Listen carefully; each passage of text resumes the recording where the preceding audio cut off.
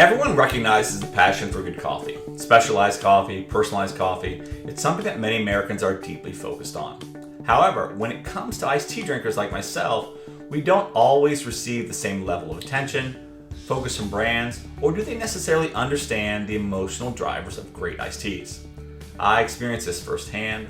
As a parent of two Division I athletes, I spent a great deal of time traveling across the country, mostly in the Midwest, attending swim meets and soccer games within the Mid-American Conference. Unfortunately, that requires a significant amount of driving. I always make it to stop at a Love's Travel Shop when I have an opportunity. Love's has a good loyalty program, but most importantly, they have amazing iced tea. It's freshly brewed, strong, and you can drink it black. Sadly, many other places where you could stop don't offer the same quality iced tea. The tea is often tasteless, stale, and for those who know the taste of stale iced tea, it's not good. It tastes like plastic and also has a pungent odor to it. And it doesn't take long for that iced tea to go bad. But there's a company out there that's specifically focused on iced tea, HTeaO. They offer a variety of iced tea options, and they do things that make iced tea drinkers like myself feel valued again. I'm very much looking forward to hearing more about the story with Heath Nielsen. He is the president of HTeaO. Welcome, Heath, and thank you very much for taking the time to join us on the Leaders in Customer Loyalty Show. How are you? Great, really good. First off, for those who may not be familiar, can you give us a brief introduction to HTeaO and also about your role at the company? Yeah, no, appreciate that. So HTeaO is a very cool concept. My name's Heath Nielsen. I've been with the company now about a year and a half as the president. Come from a good background in coffee, Black Rifle, Starbucks, Nestle. Grew up in the retail world with Old Navy and Sony, and some time in the resort industry. So kind of been around some really good high quality brands. I stumbled onto this HTeaO in Plano, Texas, driving down the road one day, and had one of the most amazing kind of retail experiences. I walked in, didn't know what it was, and all senses kind of hit at the exact same time. The electric doors open. There was beautiful country music playing on the radio. The smell of tea just kind of rolled outside and kind of hit my body and permeated me.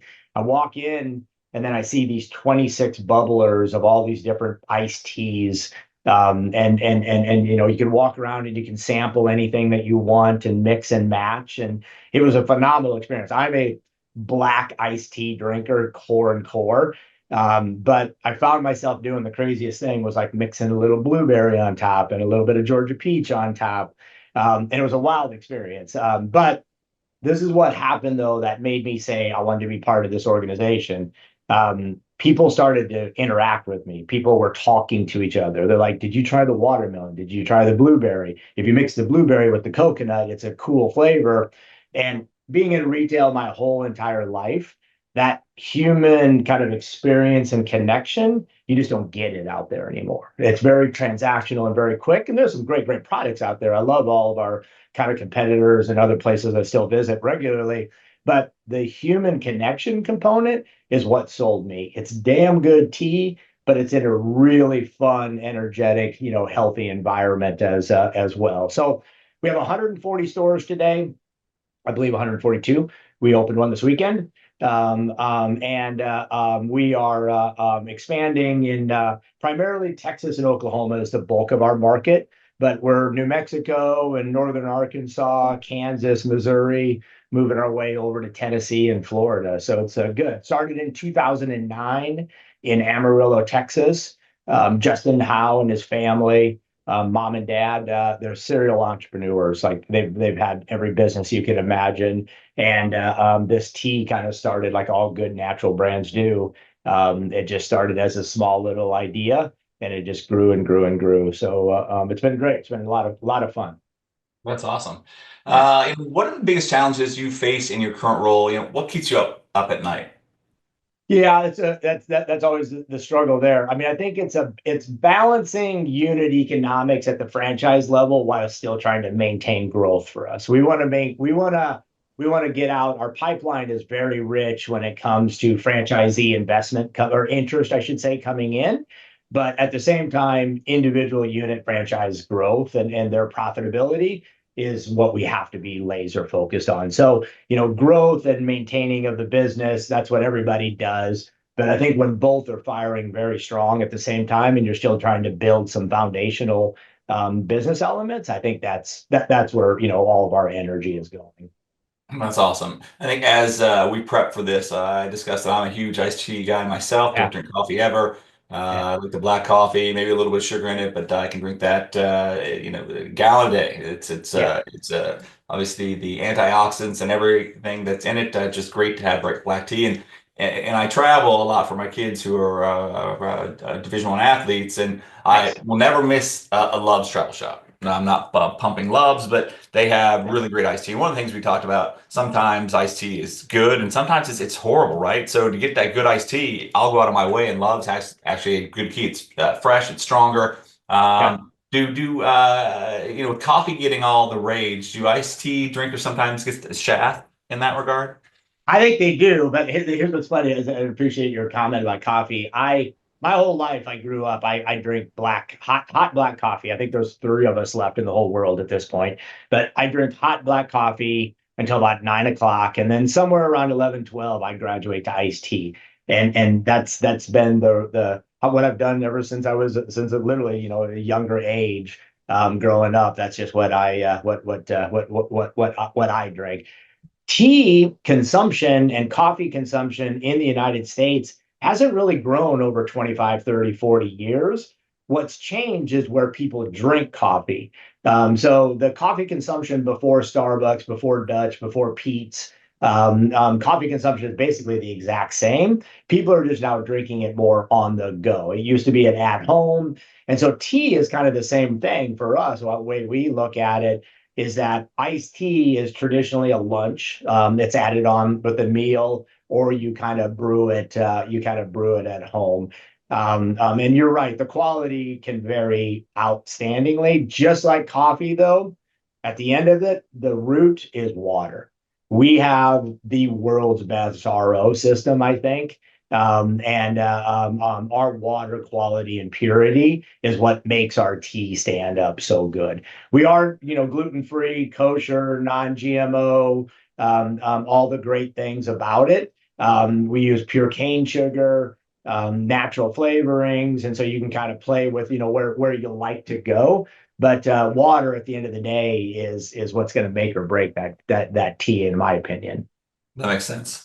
Yeah. Emotional loyalty, big topic in those for those in the customer loyalty industry. Do people have an emotional loyalty connection to iced tea, or am I the outlier? It's not the majority like you would, I think, with coffee, but I think as we talk to start, we like to say we didn't invent tea. We're just actually we're just kind of representing it differently, and we're kind of bringing it to the market slightly different. What I find amazing is that when you start to have connections with these people in the store, I can smell my grandma and grandpa's house. It just smelled like coffee all the time. And that's that earliest memory.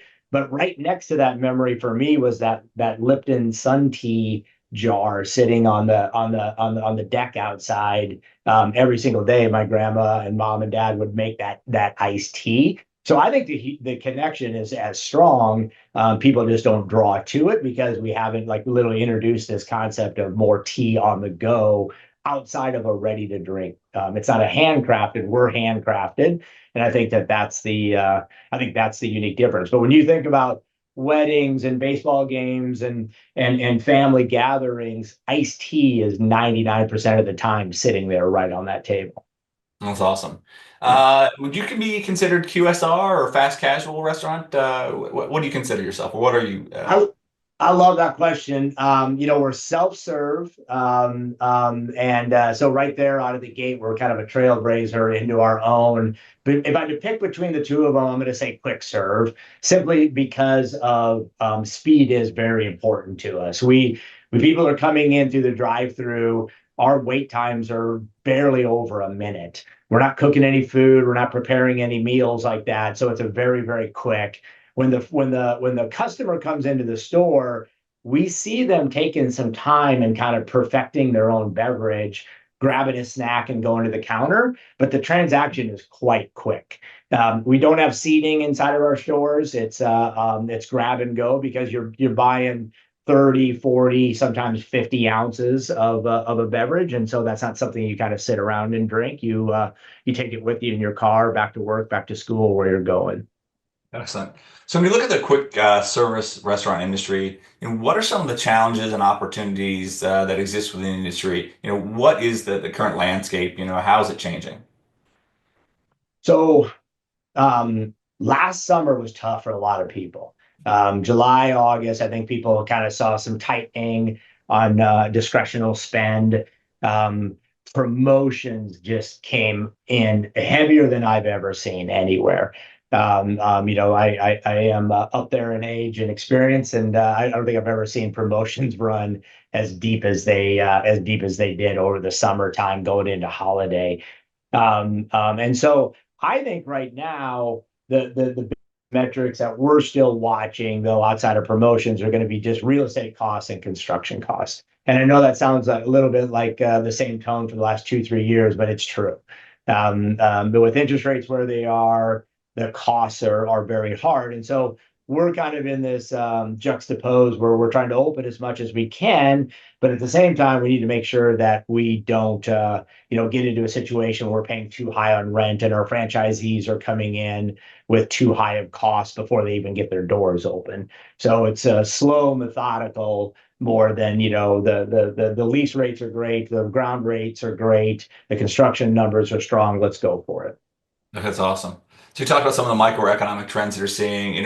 How do you think the customers are changing within the industry holistically? Um, I mean, I'm gonna go back to promotion. I feel like promotion is driving everything. I've never seen Starbucks run more promotions in their entire life. Every time I open up, I'm with our new app, and I'm a heavy app user, so I've got all the usual suspects on there. I'm getting pinged nonstop for different loyalty, new products, new concoctions, new pricing. It's very heavy, and so I think it's very interesting how it's kind of almost training the customer to sometimes chase some of those. And where maybe in the past you were a loyalist of fill in the blank any brand, but now you might be interested in kind of dabbling a little bit and trying a few other things. And so that competitive pricing promotion lever, I think, is what's going to be interesting to see how much longer that goes. Okay. Anytime you create a new app or redesign a website, there's a significant investment with each, right? Not only in money and time spent, but also in commitment from your team, and not only sustaining commitment, but getting that initial commitment. Deciding to do both at the same time, the app and while revamping your loyalty program, a big challenge, a big opportunity. And why do you feel it is important for HTeaO to take on both at the same time? Yeah. Well, actually, let me throw another one at you. We actually launched a brand new website in that same window too, which was very aggressive. Yes, I agree. So a couple things for us. Like, first of all, we did not take it lightly. We knew that we had rock star partners to work with: Patronics, Detroit Labs, Olo, Growth Factor. We had some really strong level of experience external. Internally, we felt we had a really good team as well. But we just went through a new branding exercise. And what I didn't want to do was launch a new platform. And then there's another new iteration, and then there's another connection piece to it. And when we really looked at it with Patronics and Detroit Labs, we needed to launch them together. So we just had to come in with our previous app, which was a very kind of standard out of the box app, great app, but it was very standard, didn't have a whole lot of functionality. It was almost exclusively used for loyalty. Yeah. Mobile order and pay wasn't really a thing on it. Delivery wasn't a thing. Curbside wasn't really a thing. Very single, small digit percentage usage. So it didn't make sense for me to not tether them together. And so it was kind of one of those moments where, it wasn't going to be easy. We knew there were going to be some challenges.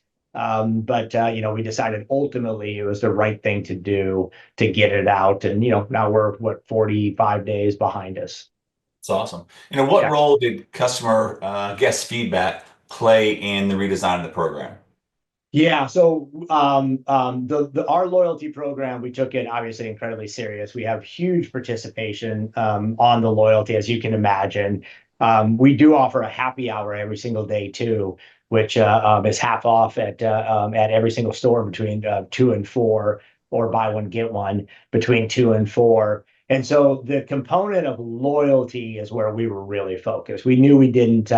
We had to deliver the exact experience from an ease perspective and a rewards perspective. So we only made a few minor tweaks as it related to that. I'd like to say the rest of it was more kind of look and feel, the wow factor with new colors, new imagery. But then the ease of ability of being able to place a mobile order and pay, not just a loyalty component. So they played a big factor in the sense of being very vocal about how much loyalty meant to them. Okay.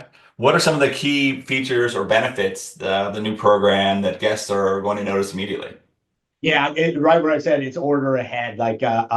You can quickly go in and select a store, and then from there you can select when you'd like to pick it up as soon as possible or schedule it 4 or 5 days in advance. Our connectivity with DoorDash has been exceptional. We've seen 55, 60% growth on DoorDash just by turning on the new app with them.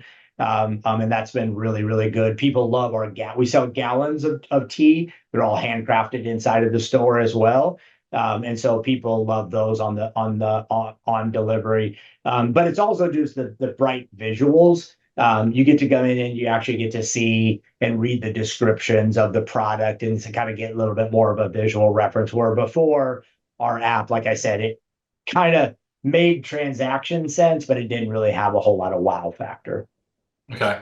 When you look back at the new program, and what are two or three things you're most proud of? We ended up being 100% on time, which doesn't happen a whole lot. I'd say we were actually in budget too, minus about halfway through, we decided to do an upgrade on a couple areas, so we incrementally went there. But actually, I'd go back to our partners. We had Detroit Labs, Olo, and Paytronics consistently on calls together, and it was fun. It was the teamwork and the camaraderie. I think people like yourself are like, we like iced tea now. We like this. This is a cool concept. This is fun. We want to work with you guys. And they kind of saw and felt our passion, and they drank the Kool-Aid, if you will, and we love that. So I'd actually say like what I'm most proud of is like everybody was like really rooting for us and putting in that extra effort. That's awesome. And Yeah. personalization, you talked about it a little bit, being able to personalize the tea is something, it's a topic that's very relevant right now Yeah. to our audience. We meet each week and talk about different topics, and personalization invariably is at the heart of most of all the topics. Yeah. How does HTO plan to further enhance the personalization experience for your guests?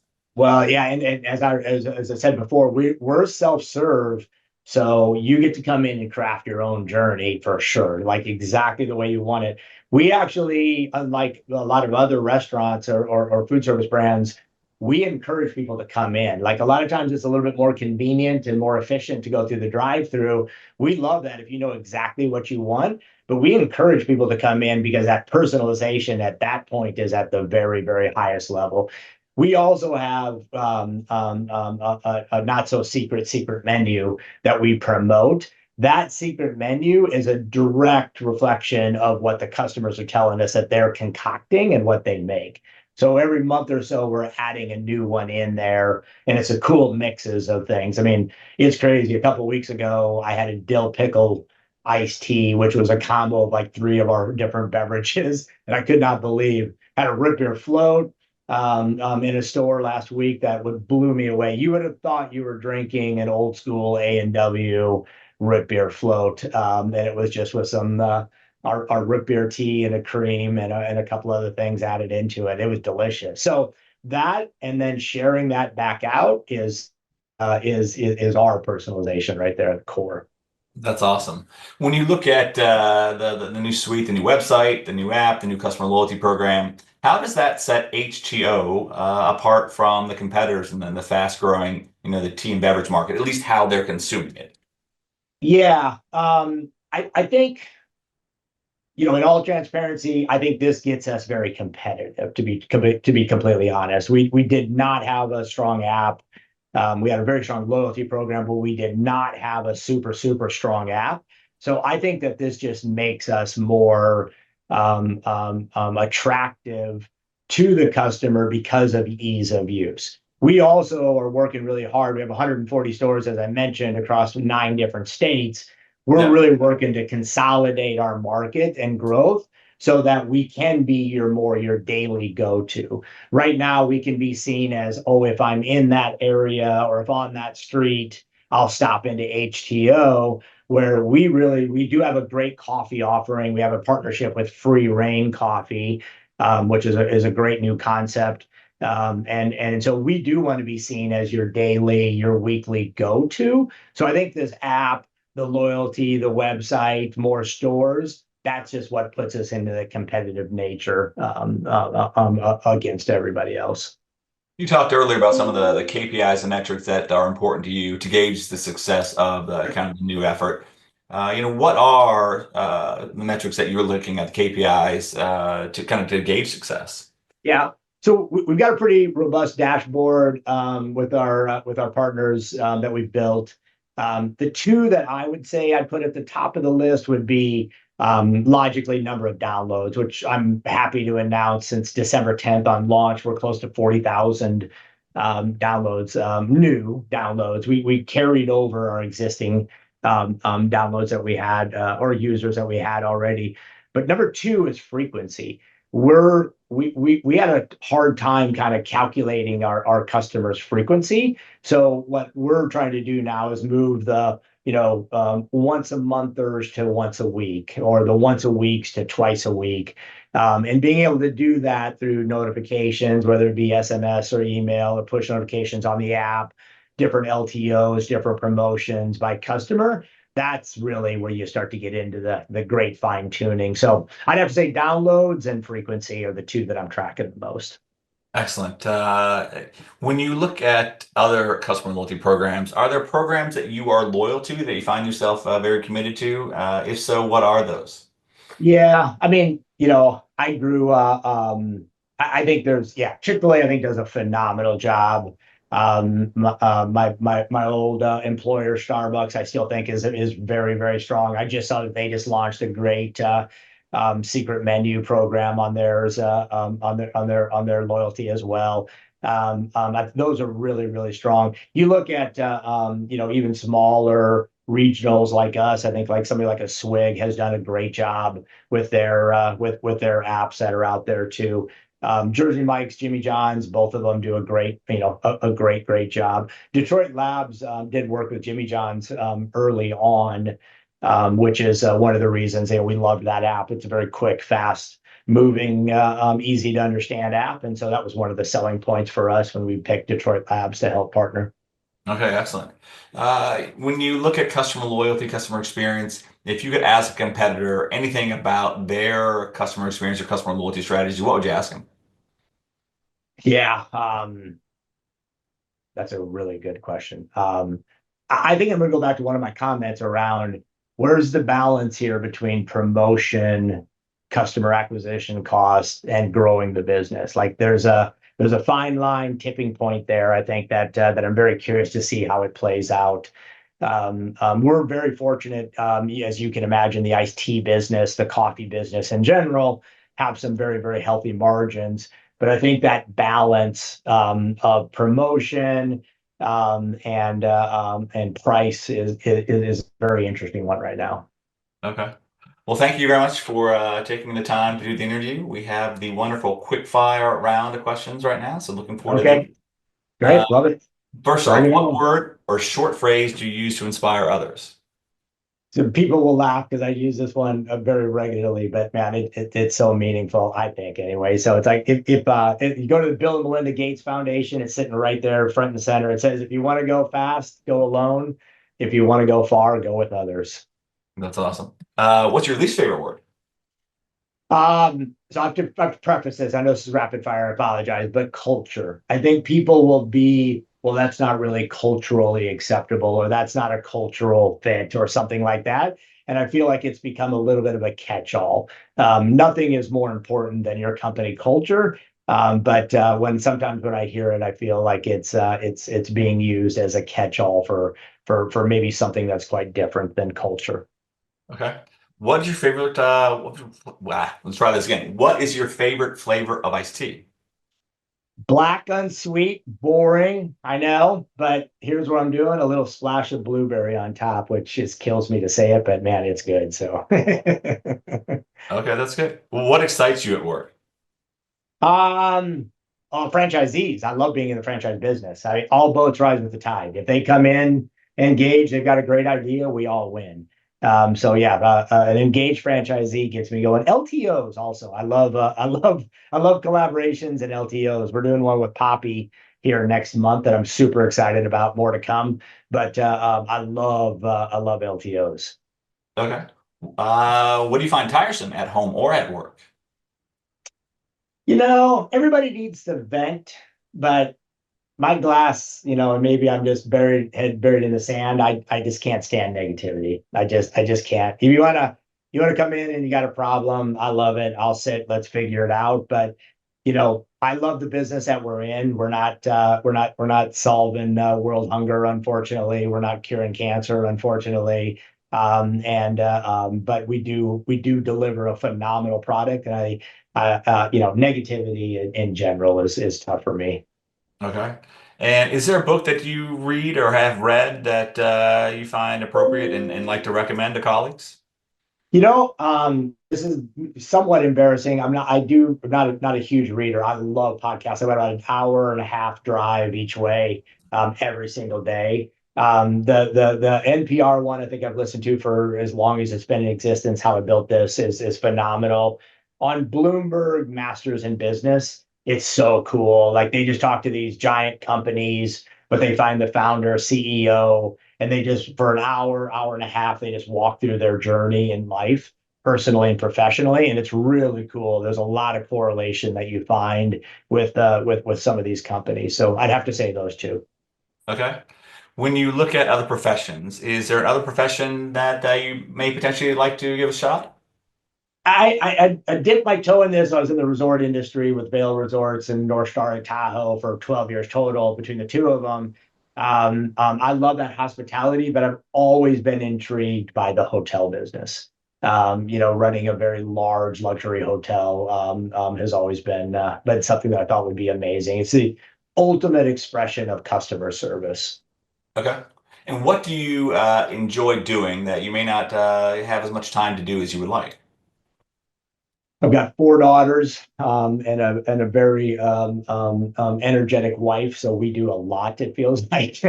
But in the summertime, we're on the boat every weekend, and then in the wintertime, dirt toys. We're in the dirt, on four-wheelers and quads and razors and all that type of stuff. So that's where we get our excitement. Okay. Who inspired you to be the person that you are today? Great question. A general named Colonel, he was a colonel at the time, but he's a general now, Colonel Eaton. I was in the Army, and for some reason, he took a liking to me, and he really, I don't know, it was just getting exposure to work with somebody as brilliant as he was and how motivating he was. I think really set me up for a career trajectory. No doubt about it. That's awesome. And how do you want to be remembered by your friends and family? Father. Yeah, I love my career more than anything. It's great. Obviously pays the bills, affords for lifestyle, but there's no job, no job more important than being a father. Absolutely. Perfect. I agree with that wholeheartedly. Well, Heath, Yeah. thank you very much for taking the time to speak with us today. It was a pleasure getting to know more about you and also getting a nice introduction to HTeaO. Yeah. So thank you very much for taking the time. Appreciate it, Mark. Thank you so much. Absolutely. And thank you everyone for taking the time to listen. Make sure you join us back every Thursday for additional episodes in our Leaders and Customer Loyalty series. And until then, have a wonderful day.